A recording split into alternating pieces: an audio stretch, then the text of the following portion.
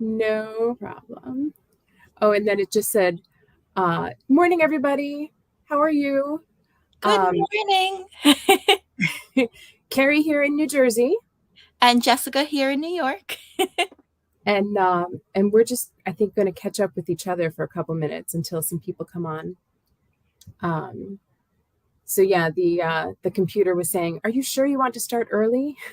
I have no idea why my computer's time. It says that it's 10:10 a.m. right now, and I can't figure out how to fix it, but that's all right. We'll yeah. So Jess, did you see that I started displaying some of the fat bottom bags online? I did. One is like more adorable than the next. I And know. I'm having a hard time deciding which one I love more. Well, whichever one you decide, I would like to send to you because do you know what tomorrow is? I do. I was going to mention it, but you did. You beat me to it. What's tomorrow? Tomorrow is it 2 years? Our 2-year work-a-versary is what I wrote in my calendar. Yes, it's in my calendar too. It's our 2-year work-a-versary. And who knew that when I posted in the Fiber Besties group, looking for someone to just do a few emails, that first of all, you would say yes and would be perfect. And that 2 years later, like your business has just grown so much. The spinning hand has grown so much. And kind of the whole theme for today is like two heads is better than one. Absolutely. And I love being able to bounce ideas off of you, show you like a sneak peek of like, oh, this is a stitch I was playing with. What do you think of it? Yes. And getting like that honest feedback, I think. Like, you've never told me anything sucks, but like give me time. I don't know. that honest feedback from someone who understands and knows what's involved and understands yarn. Like I show my husband or my kids and they're like, that's pretty, mommy. That's pretty. Or, great job, honey. And like, aside from Junie the cat, I think you're the only female in the household. I am, yes. And none of the males are into knitting. One is my son George is very creative. And yes. At one point, during like deep lockdown, he was like, can you teach me to knit? And so we started making, he wanted to make a blanket. He's 10 now. So he was like 8 then. It's hard to say because we lost like that time span. Just yes. I don't know. So he wanted to make a blanket for his favorite teddy bear. But I decided that we should make like squares or strips because it would be less overwhelming and less stitches on the needle. His bear's not very big. It's a Build-A-Bear. It's not life-sized. It's not life-size. It's not one of those ones that you shoot the hoops at, the fair. Exactly. And then it's bigger than you. Like, the guys walking around with the teddy bear on their shoulder. So he would knit a few rows. We were just doing garter stitch. Like, he was little. He's left-handed, which is also a challenge for me to teach, left-handed. And so he'd do a few rows. He'd wrap the yarn clear around the thing a few times. He'd say, Mommy, what did I do? And so I would show him, how to fix it. And so we got a few inches. And then, then he got more into video games. And so now we're full on video games. Yeah. And you never know, like they might come back to it. When Andrew was 8, he had asked me a few times to teach him to knit, and they were always misses. It didn't work. Then when he was like in his early teens, he could sit down and do a few rows. And now that he goes to, fashion school, he at least appreciates, so something exciting happened yesterday. I figured out how to use my knitting machine. Yay. So I made the tightest, curliest piece of stockinette stitch you'd ever want to see. But I showed it to him and I was like, look. And he opened it up and he goes, oh my gosh, it's perfect. Like he really appreciated the stitches and everything. So then I couldn't sleep last night. And so I made a sleeve on my machine. Oh, nice. Is that crazy? It took me like an hour.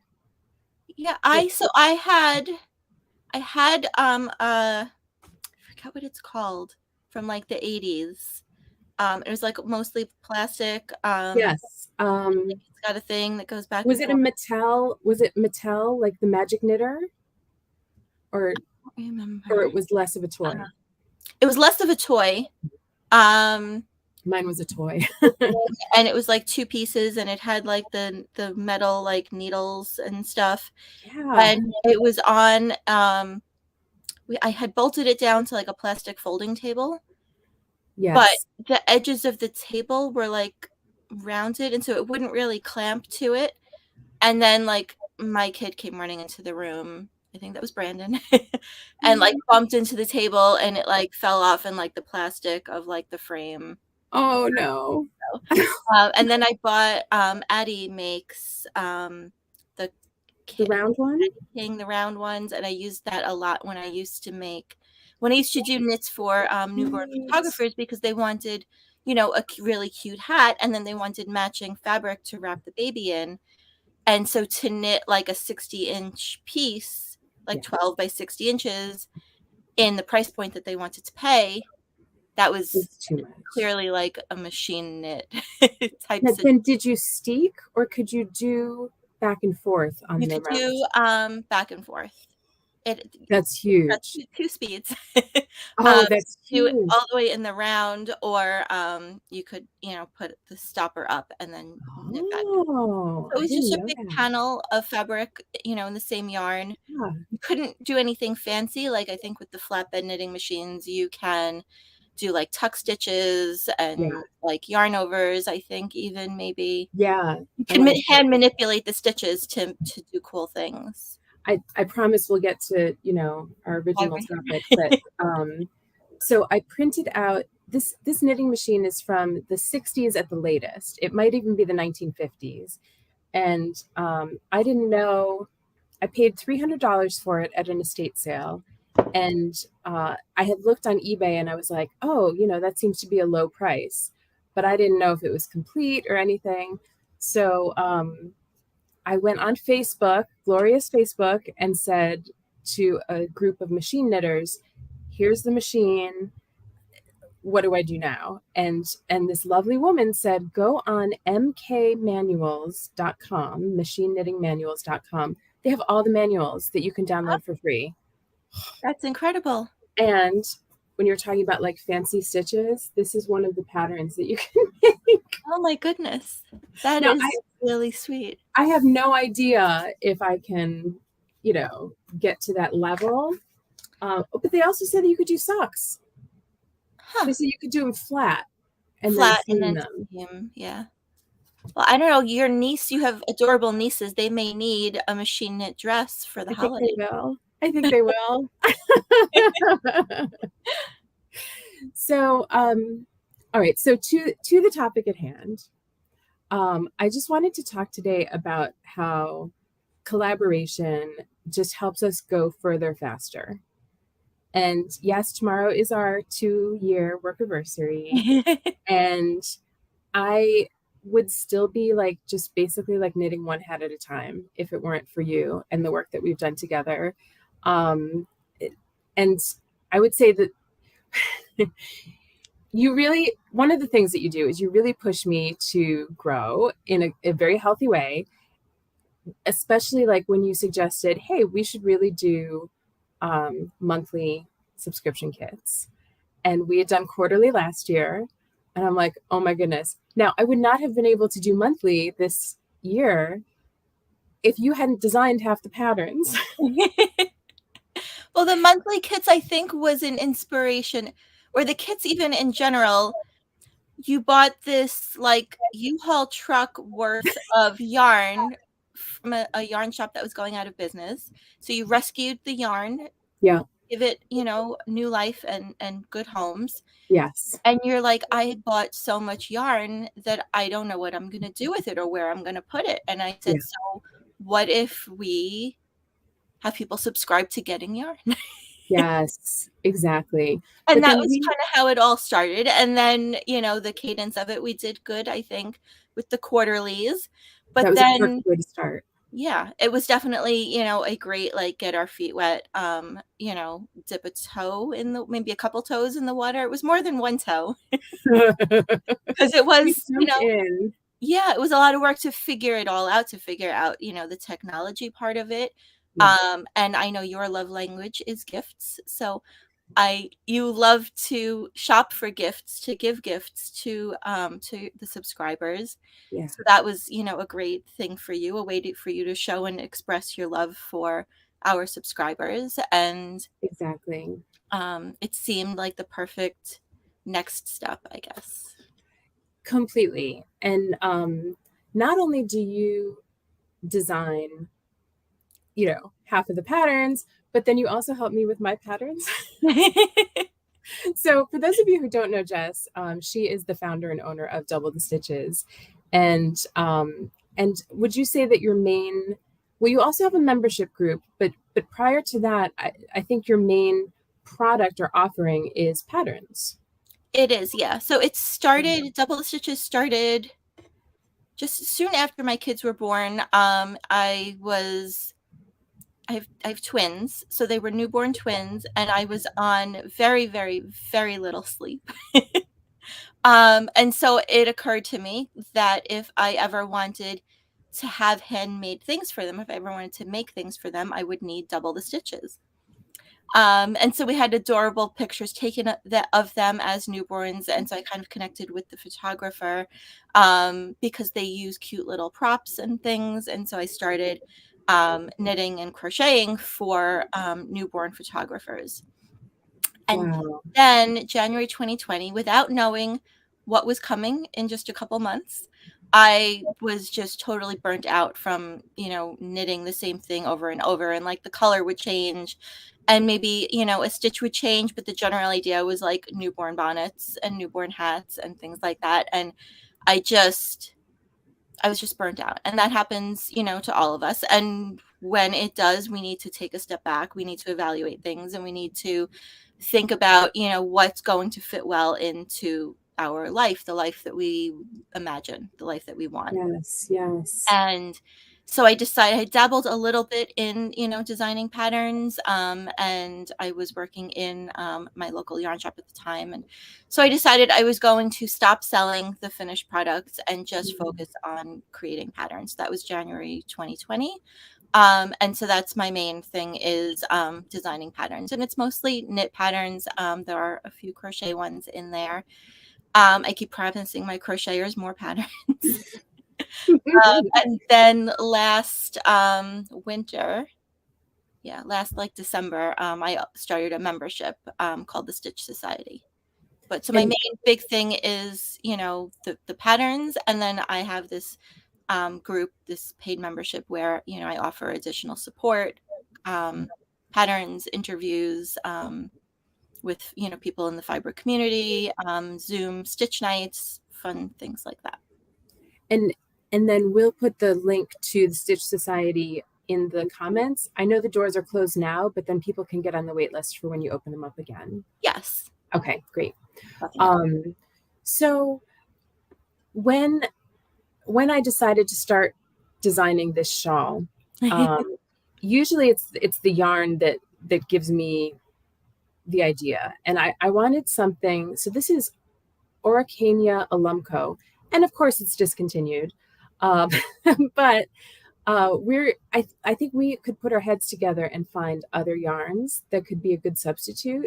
Definitely. Um, but working with this yarn, because this particular colorway doesn't change color very much. It's kind of like medium pink to lighter pink, which is, my brand colors. But some of the other colorways that are sent out to the subscribers really change, like to, blue and green, like all these different colors. So I wanted the stitch pattern to be relatively simple. But as it turns out, it was not simple to write this pattern. And I think part of it was I've never written a shawl pattern other than like a stockinette shawl, like a fairly simple shawl. I've never written a pattern that requires a lace chart, even one that was relatively simple. And so I also didn't know I didn't know how to make it simple for anyone else because I wasn't making it simple for myself. And the challenge was how to translate what was in my brain and what was on the needles with someone else. And it was so great that you could then work with me to help make it understandable, because if you didn't understand, how is any customer going to understand? You know? Yeah, and I think that's the Yeah. goal kind of, when you're designing a pattern, whether it's myself or you or anyone else, is you want to write something that someone else can sit down and knit and do it, easily, without confusion, without like inventing your own um, abbreviations for things that Yes. are already standard that exist, out there. Um, and you want to make it easily, repeatable. Yes. And then also accessible to people so that it could be, especially if you're using a chart, and a lot of symbols are fairly easy to translate. That way people in different countries can use it as well, Mhm. so that it's not too dependent on being English speaking. Yeah, Um, that's one of my favorite things about charts. Like I've done a lot of knitting from like Japanese charts or Russian charts. As long as there you can figure out what the symbol means, you can just look at that little box, that little diagram, and anyone can knit it. I don't need to know what knit two together is in Russian if I can or Japanese. I just need to know, see that symbol and understand that symbol. when you look at Japanese charts or Russian charts, are the symbols similar to kind of what I'm used to seeing, like standard US UK, or like a yarn over I think of as a little circle? Yeah, so that stuff is pretty much standard. Okay. I've done more with Japanese stuff, and so that stuff is there's some great Japanese stitch dictionaries that, and they have, charts in the front and um a translation of, what that actually means in English, which is great. But Yeah. really, you're looking at the chart, at the symbols. But the other thing I like to do, and I think you do too, to try to make patterns as accessible for everyone, is because people learn differently, and Yes. some people are visual learners and they like that chart, but also some people need to see it written out. Yeah. So I always Exactly. like to include both. And some people, they're starting to dive into charts, but they're not like 100% confident. Yeah. So they want to use the chart, but they want that written thing that they can refer back to, just to make sure that what they think it Yeah. means is what the designer actually meant. So that's That's something. what I like to do too. Actually, I like it when it's both. Just Yeah, it's like a checks and balances. absolutely. So that's Yeah. something I promised, my audiences, is that if some patterns don't always need a chart, because Right. it just it's weird, but sometimes a chart makes it more complicated. Do It you with think some do you patterns, think but that was the case with this shawl? um I don't know.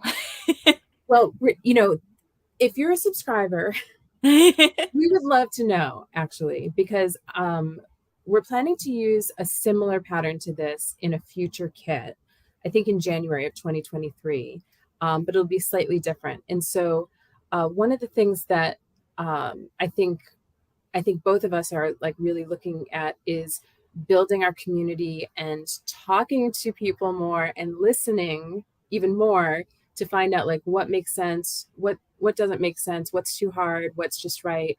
Um, and I mean, you're the first one I know to like jump on a video and demonstrate and record tutorials. Or if not yourself, find tutorials that are say like, oh, here's a good demonstration of this Yeah, stitch. absolutely. Yeah. Sometimes the resource is already out there, a trusted resource. The Yeah. thing with tutorial videos when it comes to yarn stuff is that anyone with a cell phone these days can Yeah. record a video. Yeah. And so I don't just, if I'm going to link to another, designer or instructor's video, I actually take the time, sit down and watch it and make sure that like what they're teaching, or Yeah. go to trusted teachers, trusted educators in the industry.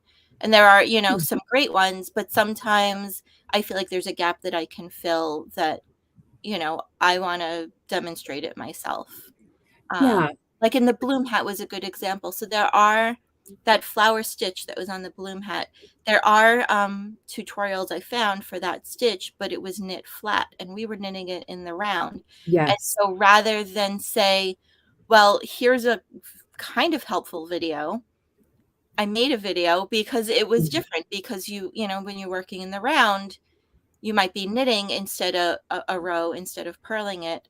And so I wanted to make it as simple as I could for you and just say, here, if the stitch sounds confusing in the pattern, and then just watch me do it, watch me knit. Totally. And that encompasses like other people who learn best by watching video, Hmm. you know, but if you don't have access to a video, then you do have a chart and you have the written directions, or I should say you have the chart when necessary. Right.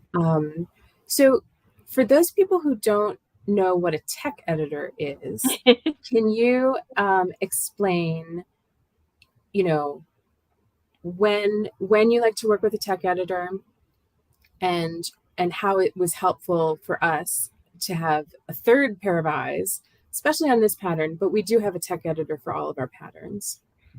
Yeah. So when I first started designing, I didn't even know that it was a thing. I will admit that that was like a whole, you know, profession that just I didn't even know existed. And so I learned about it as I was, you know, starting to design. And so all of my, you know, my recent patterns have been tech edited, and then I'm going back through my catalog and having Wow. re-releasing, updating the language, and adding charts where I, you know, maybe didn't, you know, those first couple patterns I had tested by other knitters or crocheters, but actually all my crochet patterns are tech edited, because I got lucky with my first crochet pattern. Someone that tech edited was a crochet tech editor. She tested, Oh, she was a and tester. she signed up for a tester, and I didn't Perfect. know that she was a tech editor. She just signed up like randomly, and then, you know, she sent me an email. She's like, you know, I know this hasn't been tech edited because it hadn't, you know, and do you mind? Can I give you my notes? And I said, Wow. sure. And So then that was wonderful, you know. do you still use her to this day? I do for my crochet So stuff, yeah. great. So that was a great connection that I made. So a tech editor, because I didn't really answer the question. A tech editor is someone who goes through the pattern. They don't generally actually knit or crochet the pattern, because they kind of have a higher maybe understanding, I guess, of design and of, you know, the technique, whether it's knit or crochet. And they go over things and they check the math, and they check for, you know, to make sure if you have abbreviations that they are explained in the pattern. They make sure that things make sense. They if I put a little, you know, paragraph about what I was inspired about, they check my grammar. Mm-hmm. um, and they just kind of help tweak the pattern, give suggestions, make sure that, like I said before, my goal and Carrie's goal is to design something that someone else can pick up and knit or crochet without um, having to have us on call. Yeah, and you know that's the nice thing about us, is that we are on call. So like certainly if one of your people reached out to you and said, "Hey, I have a question about this pattern," you would welcome that, because then you'd be able to improve the pattern, and it would help everyone else. Absolutely, yeah. But you know, but also we want the best experience for our knitters and crocheters possible, so that Right, they don't have to reach out to us. You know, right. it's just very intuitive.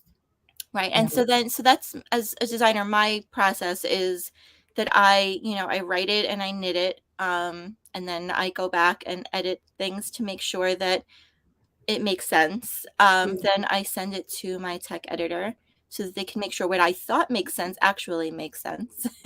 yeah. And they check the math, which is always a big thing, you know, do the stitch counts, line up correctly, check the chart, that sort of stuff. And then I send to test knitters or crocheters, so that now I've had other people work through the pattern, and they might say, you know, this was confusing. what if you explained it this way? Or maybe they don't have a suggestion, they just know that this was confusing. And then that gives me that feedback, because even though it might be technically correct, it's most important that when another knitter or crocheter sits down, that it makes sense to them, in that Yes. layman's language, Yeah, for sure. explained clearly. And then I get to have sample, test projects to share with, you all, like in different yarn suggestions that pop up on Ravelry when they make their projects. And so that's another step that I like to take. It's it's amazing, and I think a lot of us don't realize how much goes into producing this pattern. And I mean, your patterns are works of art. They're like several pages long. They're in full color, and they're just like a complete package. Mm-hmm. On average, do you have a sense of how long from like conception to publication it takes for an average pattern? I've been averaging probably from the time that like I have the yarn and like start to cast on, it's about 3 months or so, but I'm doing other things, I have projects in different Yes. stages. So I'm not like just only working on one pattern straight 8 hours a day for 3 months. Like Right. that would be Right. Yeah. not, That'd be quite a pattern. that would not be a lucrative, career choice. So, I'll have some patterns that are being tested, Yes. and then working on, something small, something big. Maybe something is at tech editing while I'm working on the next thing. And then I get back notes and I have to update it. And so, Yeah. yeah, You're a lot of times juggling. it's around 3 months in a That's perfect world. yeah, that's so interesting to because again, I think well certainly before I really knew what all was entailed, I thought, well, you just get online and open a Word document and write out the instructions and then you're done. Okay. And so this is a much more professional, high level execution. So Well, good. it's all about, I think, wanting the end knitter, the person who's buying the pattern or buying the kit, the subscription box or whatever, what have you, wanting to give the best possible experience, because that's always what we want. And so if there's things I can do in advance that will relieve confusion or relieve stress, to make it a more enjoyable time, because our time with our yarn should be pleasant. Exactly. Exactly. Sometimes it means Yeah. like putting something in timeout and saying, you know what, my brain just can't figure this out right now. Yeah. And I'm so I'm glad gonna you said just that. walk Yeah. away. Yeah. Because we had to do that with this pattern, actually. I think now the finished product is going to give the customer like a very, very satisfactory experience. Like this is a really fun knit, especially once you get it under your fingers. It's a 4-row repeat. And it's basically yarn over, knit two together, yarn over, knit two together. But then to translate that into the pattern, it took us a few tries, um, and I take all of the responsibility for that, because you were flying blind for a while. Like you didn't have a finished product in front of you to even see, um, and so you really helped with like, okay, here's a chart. Like, tell me if I'm understanding this correctly. Like, what is in your brain, girlfriend? And but we got it done. But then once it's done and you're picking up the yarn, it really is kind of a fun Yeah, knit. And it's it well, I have this one buttoned, but um, two skeins makes a nice like yeah. And it was important also, it was, I think the challenge with this particular one was it was a simple repeat, but then figuring out the shaping and making to take, a 2-stitch 4-row repeat, but you have to yes, make that into a shawl. a triangle, exactly. Yeah. And I will say, here's a little insider tip. If you decide to, not you, Jess, because I know you will, but the world, when you decide to design your own shawl, um, I was trying to fix things on the ends, like as far as stitch count and repeats, and really like I should have been working at the spine. That's where the change was. That's where the repeat was. I was trying to count to the middle and be like, okay, well, 72 stitches later. No. So anyway, I don't know if that's too like uh, opaque a reference, but Yeah. it made sense in my mind anyway. Right. And then one of the things we did to simplify it was, I think initially the pattern was, do this 18 times, do this 20 times. And by putting stitch markers in, it made it easier Yes. where we could just say, do this until X number of stitches before the marker. And that was much easier than having to count, every stitch or every repeat as you worked across. So that was That was a huge, huge help when you said to me, stitch markers are your friends. Yes, best friends. Best friends. Use them and love them. Yeah. Mine are all over the house. There's a lot in the couch and probably under the couch. Well, that's so convenient. When you need one, you just reach under the cushion and get your stitch markers. Yes. And I often, I have young kids, so I'm often sitting in like the pickup line at school or the drop off line. And so I have my yarn with me because if I'm sitting in a parking lot, I'm knitting or crocheting. And so I have stitch markers in like my cup holder in my car. I love it. Because you never know. Well, I'm just going to post in the comments here. And I do see we have someone live. Go ahead and tell us who you are. And so we can say hello to you. So is it doublethestitches.com? Just tell me, Jess, if that's the right, oh, you got it. Yeah. So then, so people can find you, they can find your patterns. Yeah. And so pretty much how we've been doing it is once all of our subscribers have gotten their pattern and their kit, then you launch the pattern to your people so that they can get the pattern too.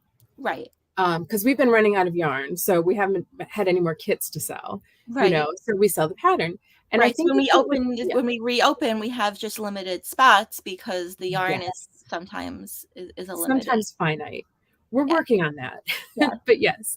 And so I think for this popsicle shawl, I think what we'll do is I have, I think 4 more kits to send out. And then once that's done, we will publish the pattern and have it be available to everybody. So that's, because we want to love on our subscribers first and make sure that they get first access. And I was going to say dibs, but access is, more professional. And first dibs. We don't need to be professional. Yeah. First grabbies. So, all right. So before we close for today, what is one thing that you're going to do this weekend, either to stay cool or just have fun? Going to take the kids to the pool. So we have like a neighborhood, like a town pool, but it's very like no frills. But then like the larger like county has a bigger pool and they have like a spray park and like a giant like swirly water slide and that's so cool. Like, to brave the bigger, pool. And so going to the pool, I think, because this heat is, I don't know if it's really hot where the rest of you are, but where Carrie and I are, and we're not super close, but we're not very far. There's a river in between. Yeah. And so it's been really, really hot in the Northeast and like really humid. And we had thunderstorms last night and they didn't really help very much. Didn't do a thing. No, they were just eye candy. Yeah. No. No cooling effects. You get that rain that comes through, and I guess it's a cold front that comes through with it. I don't really know. I could be really wrong. But like where, now the next day just feels, refreshing, like that little cool breeze, and there's no cool breeze. There is no respite. I was very disappointed looking at my weather app today and seeing like 99, 100, and it's just continuing. So I'm so glad that you have a county pool, a no frills town pool. That's fine. Yeah. Here's a fun fact. When I was a kid, Sometimes we would fill big black hefty garbage bags with hose water and sit in them in the driveway because I'm classy. So what, are you sitting in a hefty bag this I weekend to think I cool might off? have to do that. I Yeah. think I might have to do that. But I have never taken so many cold showers in my life, you know, but it is just the best. I'm like, okay, time to get in the cold water and cool down. And cool down. That's my my leisure activity. And I do like to, you know, go outside and do the pool thing and stuff with the kids, but I really have to like lather on like the sunscreen because I go from Casper to a peeling disaster, and then from Casper to lobster, then I peel, and then I go straight back to Casper. There is no tan. Yeah. There's no tan. None. Yeah, and my son and you know, other people in my family get these beautiful golden tans. Yeah. No. I turn red if you just look at me wrong. So Yes, me too.